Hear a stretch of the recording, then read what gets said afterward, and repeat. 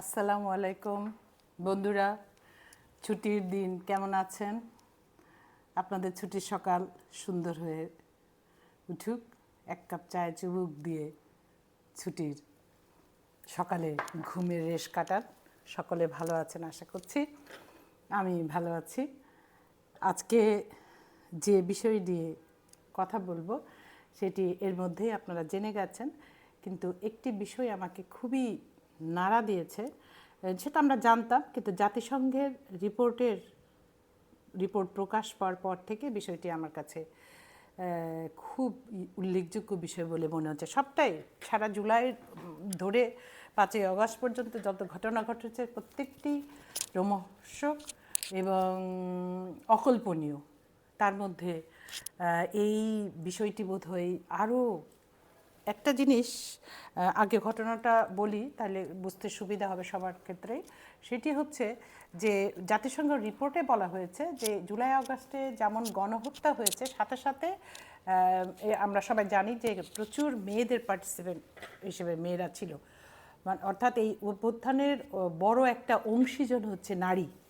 কতটুকু আমরা স্বীকার করছি বা কতটুকু তার প্রতিফলন ঘটছে বা ভবিষ্যতে ঘটবে সেটা ভবিষ্যৎ বলে দেবে। এই মুহূর্ত পর্যন্ত খুব বেশি অন্তত শিক্ষার্থীর মধ্যে থেকে কোনো নারীকে, অর্থাৎ কোনো ছাত্রীকে আমরা এই সরকারে দেখিনি।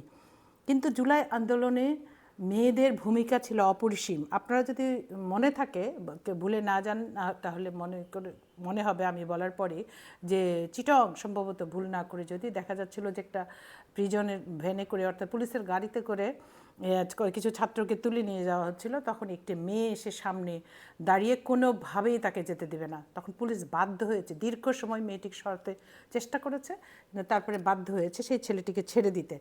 তাহলে এই একটি ঘটনা দিয়েই কিন্তু আমরা বুঝতে পারি যে মেয়েদের ভূমিকা কতখানি ছিল।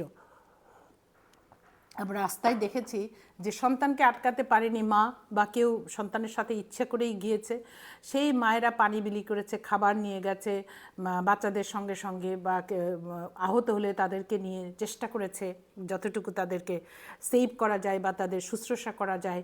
এটা কিন্তু একদম চোখে দেখা, এটা যারা গেছেন আমার নিজে দেখা, এটা করেছেন।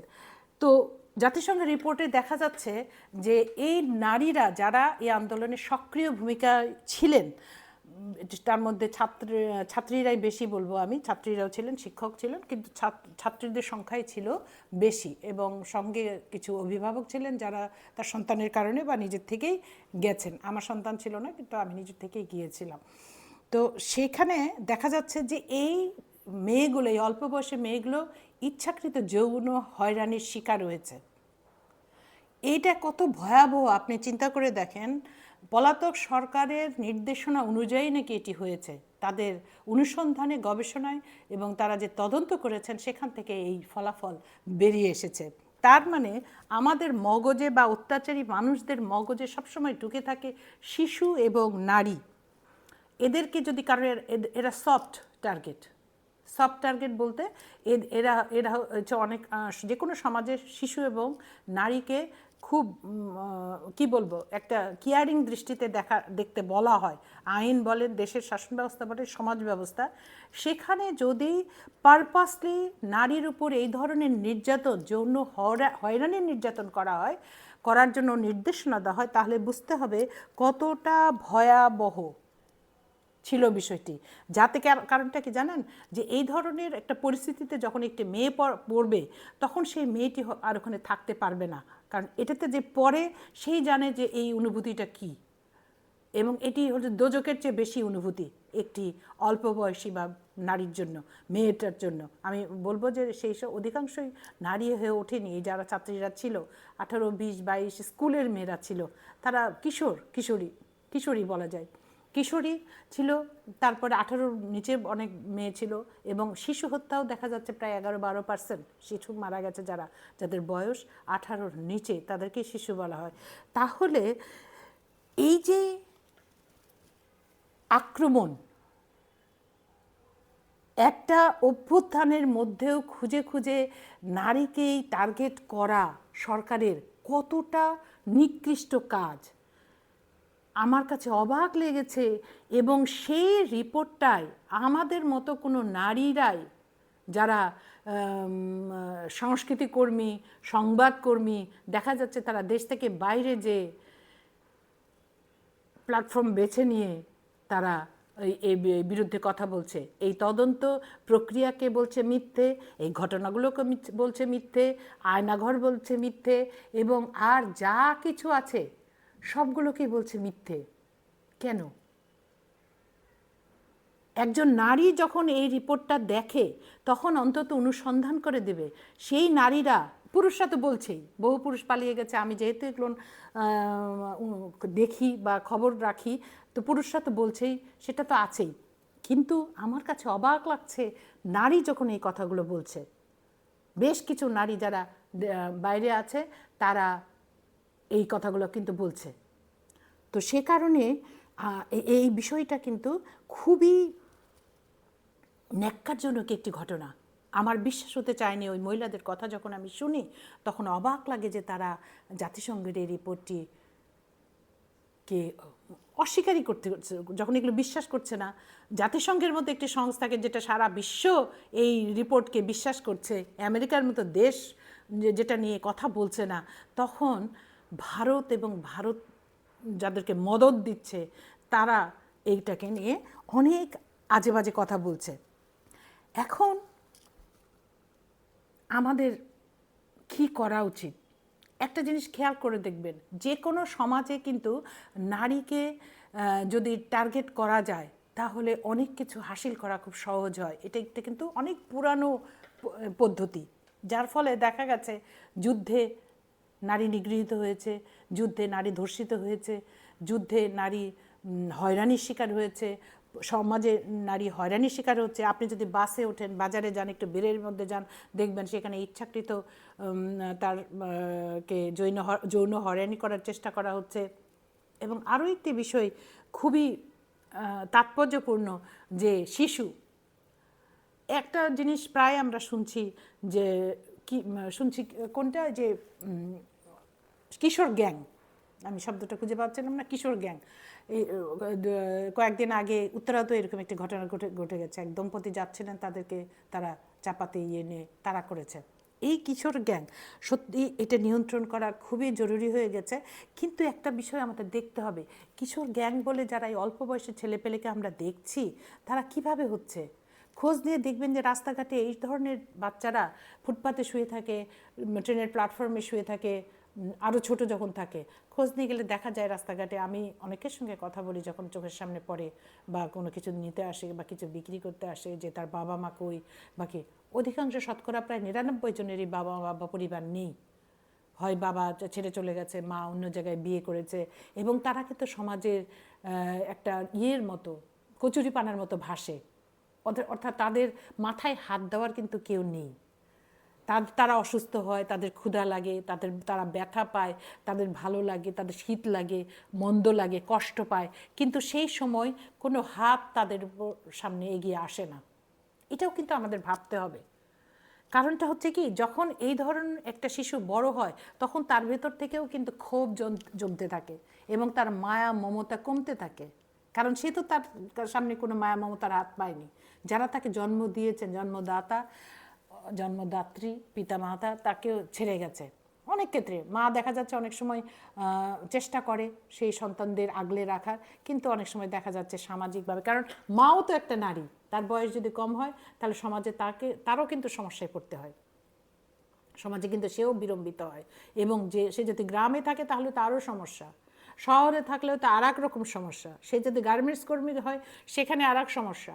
কারণ আমাদের সমাজে, সব সমাজে আছে, তবে আমাদের সমাজে এটি বেশি। অন্য যে কোনো সমাজে পুরুষ মানে তা একটা নারীর সম্মতির বাইরে কোনো কিছু চিন্তা খুব একটা করে না।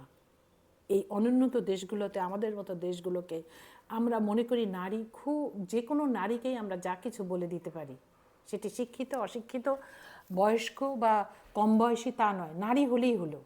রাস্তায় একটা বেফাস মন্তব্য করে দিলাম, এখান থেকে বোধহয় আমরা বেরিয়ে আসতে হবে।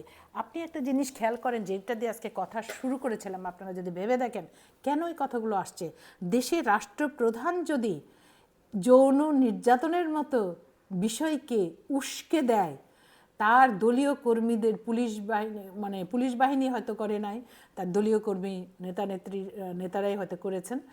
তো তারা যদি এই সুযোগে এবং বিভিন্ন অঙ্গ সংগঠনের যারা পুরুষ সদস্য আছেন তারা নারীকে দমানোর জন্য, এই আন্দোলনকে দমানোর জন্য এইরকম একটি নোংরা পথ বেছে নেয় এবং তাতে বেছে নেওয়ার জন্য সর্বোচ্চ পর্যায় থেকে যদি নির্দেশিত হয়, তাহলে সেই সমাজ ব্যবস্থা কোন ধরনের চিন্তার মধ্যে দিয়ে যায় সেটাও আমাদের ভেবে দেখার ব্যাপার।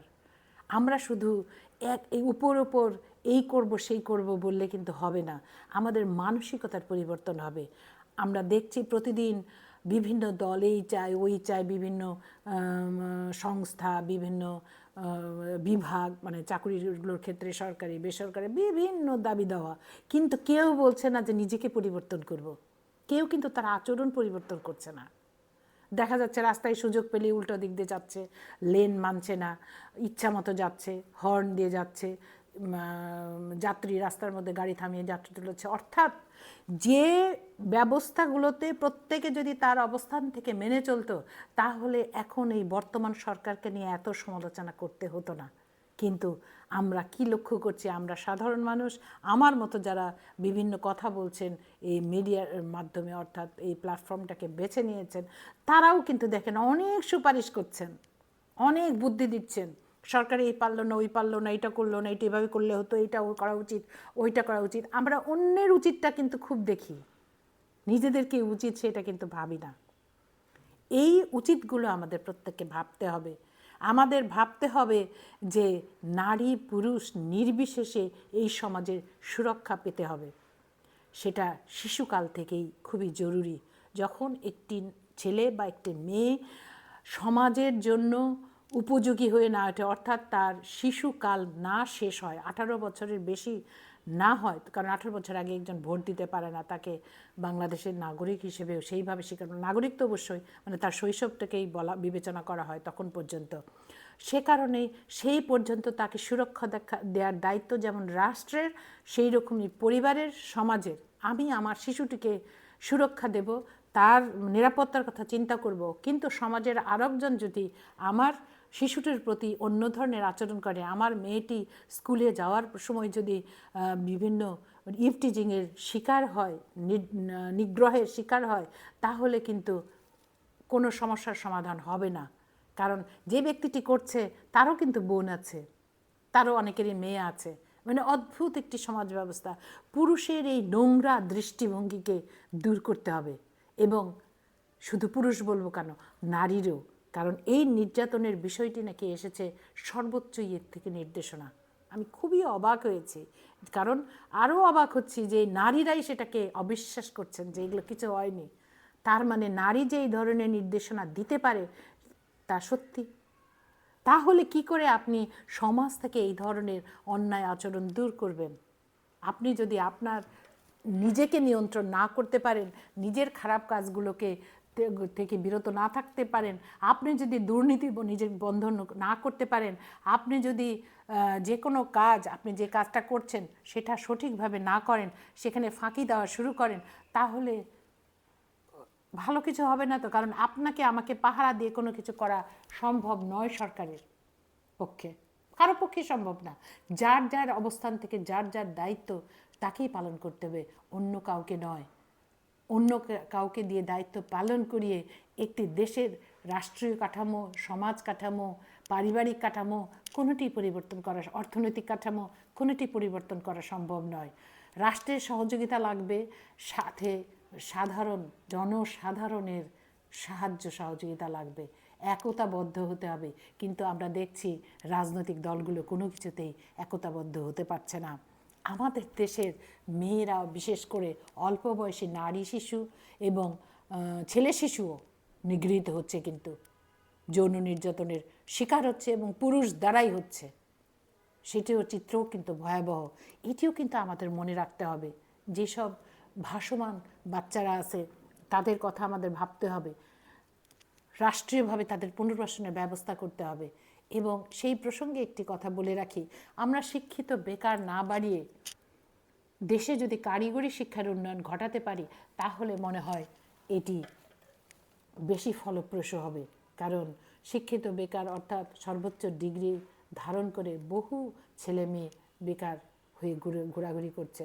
যখন সে কোনো কাজের মধ্যে নিজেকে প্রতিস্থাপন করতে পারছে না অর্থাৎ এনগেজ করতে পারছে না, তখনই তার মধ্যে কিন্তু অনেক হতাশা কাজ করছে এবং হতাশা থেকেও কিন্তু অনেক খারাপ কাজের মধ্যে অনেক সময় জড়িয়ে পড়ছে। এবং অনেক সময় কিন্তু এই যে বেকারত্ব বা এই যে কর্মসংস্থানের ব্যবস্থা না হওয়া, তার ফলেও কিন্তু তারা বিভিন্নভাবে যখন মানুষ প্রতারণার ফাঁদ পাচ্ছে, প্রলুব্ধ করছে বিভিন্ন অফার দিয়ে, চাকুরির নাম করে বিদেশে যাওয়ার কথা বলে, তখন কিন্তু তারা প্রতারিত হচ্ছে। এটিও কিন্তু আমরা সবাই জানি। বেশ কয়েক সপ্তাহ আগে, বোধহয় দু সপ্তাহ হয়েছে মনে হয়, আগেই দেখলাম যে ইটালি যাওয়ার নাম করে ফরিদপুর অঞ্চলের, আপনারা সবাই জানেন বোধহয়, ফরিদপুর অঞ্চলের বোধহয় প্রতি ঘর থেকে মানুষ ইটালিতে আছে।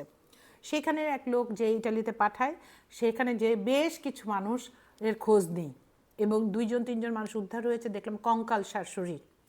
এবং সেই যে যারা হোতা এই কাণ্ডের, তাদেরকে অ্যারেস্ট করা হয়েছে, 2জনকে সম্ভবত, যদি ভুল না করি, অ্যারেস্ট করা হয়েছে। এবং তারা কি করতো, তারা এই মানুষগুলোকে বিভিন্নভাবে লিবিয়া হয়ে ইটালিতে সমুদ্রপথে নিয়ে যেত, অনেকে ডুবে মারা যেত এবং যাওয়ার আগে তাদেরকে আটকে রেখে মুক্তিপণ আদায় করা হতো, তার পরিবারের কাছ থেকে ফোন দিয়ে তাদের উপর অত্যাচার করে।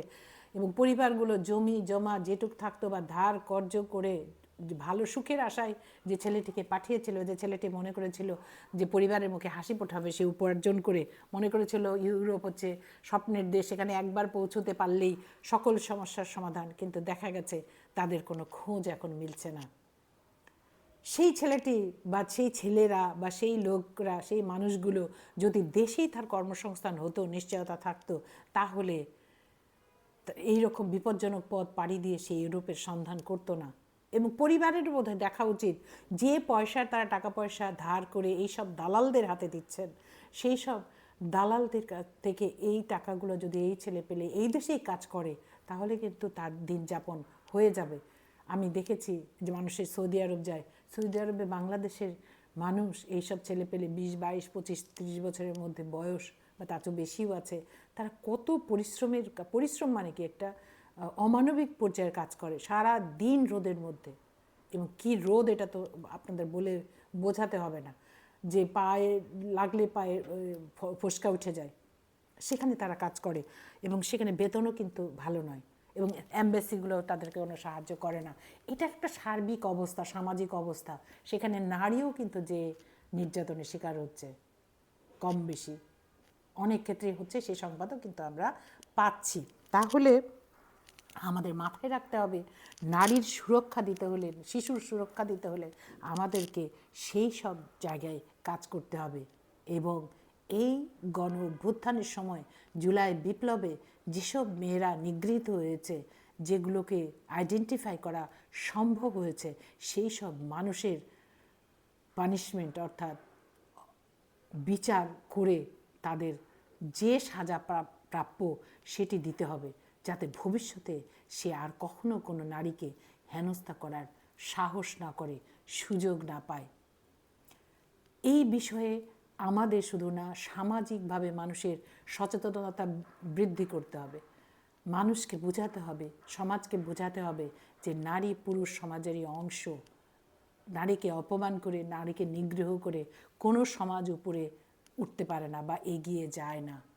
এ কথাটাও কিন্তু আমাদের মাথায় রাখতে হবে। শিশুর সুরক্ষা, নারীর সুরক্ষা যে কোনো সমাজের সবচেয়ে প্রায়োরিটি হওয়া উচিত, অর্থাৎ এটার উপর গুরুত্ব সর্বাধিক থাকতে হবে।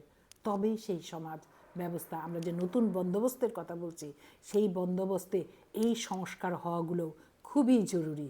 কিন্তু দেখা যাচ্ছে বড় দলগুলো সংস্কার চাইছেন না, তারা শুধু ক্ষমতায় যেতে চাচ্ছেন, তারা অতীতেও দায়িত্ব নেননি, আমার ধারণা তারা ভবিষ্যতেও নেবেন না। নিতেন যদি, তাহলে এখন তাদের এই ধরনের আচরণ দেখা যেত না বা আমরা দেখতাম না। সকলে ভালো থাকবেন, সুস্থ থাকবেন, দেখা হবে আরও এক কাপ চায়ে নতুন কোনো বিষয় নিয়ে। ধন্যবাদ। আসসালামু আলাইকুম।